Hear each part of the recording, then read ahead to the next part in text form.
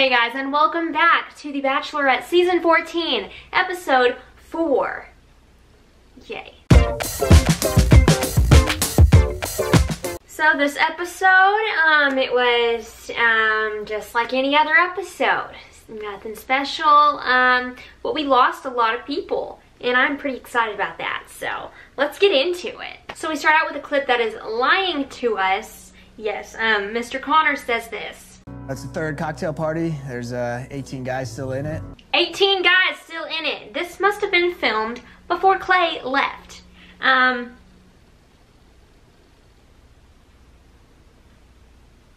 don't know, that just doesn't add up, because didn't he leave during the group date? He got the group date rose and then he left.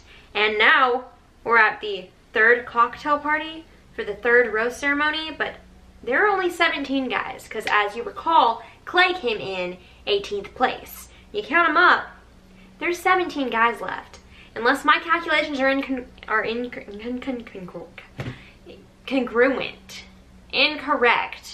then this clip doesn't make any sense. We have our beloved Jordan making the show what it is, as always. I talk to God every day, and people that go against me just end up hurt sometimes. Yeah, I don't think that's how God works. But okay, Jordan. Basically, he's saying that the reason that David messed up his face was because he's messing with Jordan. Yeah, okay.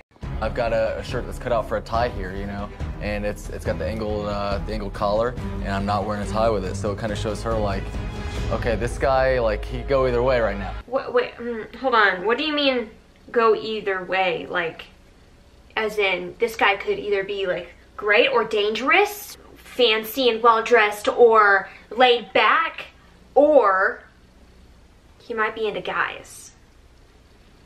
Jordan, what are you trying to tell us? What are you trying to tell us here? What are you trying to tell us? She ends up giving him some golden boxers. I don't really understand why, but she's like, yeah, when I saw these, I just thought of you. When really what she means is, oh, a producer bought these and told me to give them to you. So here you go. And then in the middle of this gift giving, David comes back from the hospital with his face. Honestly, he looks like he got hit by a truck. His face looks like a time warp. It's just a Picasso, you know, the clock's over here, the beach is there. The clock and the beach. I don't know, but his face is kind of like all jacked up. Becca, being the kind-hearted woman she is, ends up giving David the rose before the ceremony so he can go home and rest like the doctors say. As he's leaving, since of course he's obsessed with Jordan, has to make one little jab at Jordan real quick. All right, guys. I'll see y'all. Absolutely. Sleep well, man. See you later, man. What up, Jordan? How you doing? As I was leaving, he didn't move. He didn't flinch. But you could tell he was hurting inside. I may not have a male model face at this point, but I have a rose bitch. David is really annoying. Like, Jordan sucks. He's an awful person, and no one can stand him. But David is so, like, unnecessarily, like, I don't know. He's obsessed with Jordan, honestly, and it's kind of ridiculous and annoying. I'm on Jordan's side. Who thought I'd ever say that? But I'm on Jordan's side of this because David is just really annoying. He won't shut up. David just like single-handedly ruined the night. I know that you're beefing with him. Well, he's beefing with me.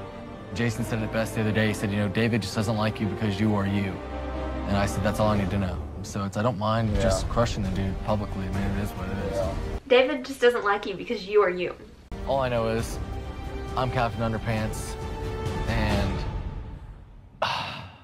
that's all I got. That's all I got. And I guess that's all you need. I don't know. I don't know what's happening. So now we're at the rose ceremony. We have a rose ceremony at the beginning and the end of this episode, and I'm living for it. I love kicking people off. And right now we have, well... This is a risk, you know, going into a rose ceremony with a tracksuit on, but you know what? This is the time to put it all out on the line. Hold on. Was there ever any explanation as to why he's wearing a tracksuit? Like, did I miss that part? Because I thought I was watching pretty intensely, but he's literally just wearing a tracksuit, and he's like, this is me. That's all that's said. Why is he wearing a tracksuit? How long has he been wearing said tracksuit?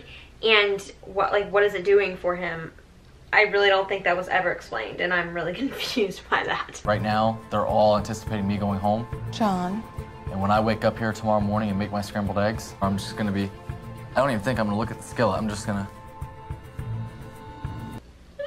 Okay. So at our first rose ceremony, we lose Banjo guy and the other guy with long hair that isn't Leo. Let me look up their names. Ryan and Mike come in 17th place. Right, so they're going to Utah, Park City, Utah. Woohoo! Oh, Becca, sweetheart. I truly, truly feel like my husband, my partner, my teammate is in that group of guys. Well, I'm really sorry to hear that. So first we have a one-on-one with Garrett.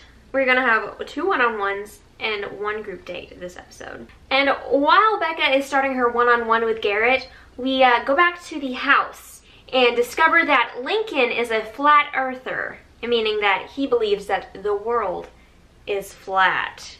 Convince me that the Earth is flat. Lincoln says it's flat. I just personally think I need more evidence. Lincoln, do you realize there's people that have sailed around the world? How'd they get around the world without falling off? By just traveling in friction and gravity. Friction? Yeah. Did you guys ask him these questions? Do you know why you can walk and not slip off? Friction. Friction. Yes. Legitimately, Lincoln thinks that the Earth is flat, and you have to question his sanity. Okay, Leo, you just offended an entire group of people, the flat earthers. They now hate you. Oh, it could be rectangle. I'm not positive. Okay, so when you look out the plane, everything you see is very flat, right? If the Earth is also round, what part does the ocean fall? Is it also on top? So if this is the Earth and it's circle, are we here and the water is there? And if the water is there, why isn't it falling down on us? We've been shown more evidence to prove that the Earth is round so far than it's flat. But you're saying that it could potentially change in the future? It could potentially change in the future. That's what I could say. If there's any astrophysicist out there, please give me a call. We can have a conversation over a cup of hot chocolate and, talk about it. But until then, I'm still very skeptical. Okay, that is probably the worst explanation for why the Earth would be flat that I've ever heard in my entire life. Literally go anywhere else and find a better explanation. The water, why isn't it falling on top of us? Well, that's because it's not above us. Just because the Earth is round doesn't mean that the oceans are above us. I gotta go. All right, now Becca and Garrett go bobsledding. And Becca is coming for my brand. I might pee a little bit. Excuse you, ma'am. Rude. They have their fun little bobsledding date, cute, whatever, and then they have dinner. That's adorbs. She finds out that Garrett has an ex-wife. He was once married. So then they go to this country concert. Granger Smith. Is that a popular artist? I've never heard of him, but I've never heard of any of the country artists they bring on this show. But Granger Smith, there he is. Right now it's time for a group date, and oh my gosh. So they're doing this lumberjack thing, and Becca says, Seeing you guys, if you can be the lumberjack to my lumberjill. no. Is that a real term? Lumberjill? Is that a real term? I've personally never heard it.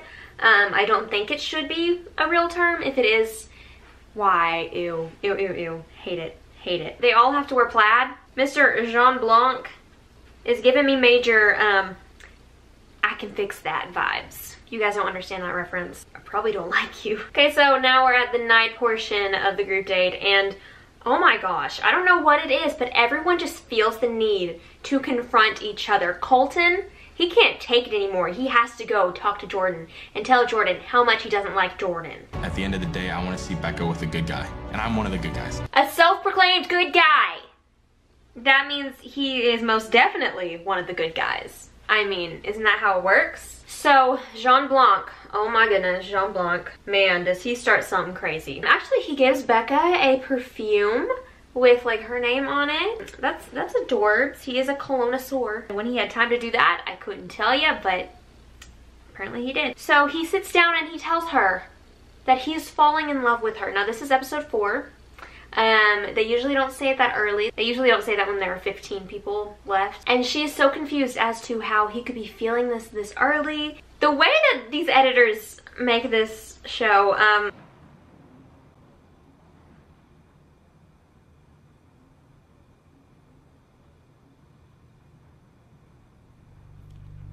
You know, I don't know. You can tell by their facial expressions that the other person is talking whenever they're making those faces. But they're making it look like they're just kind of staring at each other and tilting their heads and doing weird things. Becca ends up sending him home, and as she's sending him home, he's like, wait a minute. I'm not actually falling in love with you. I just said that because I thought that was what you wanted to hear, because that's how this show works. You're supposed to say that, and that's supposed to make you happy, and we're supposed to be more connected because of it. But instead, it made you kick me off.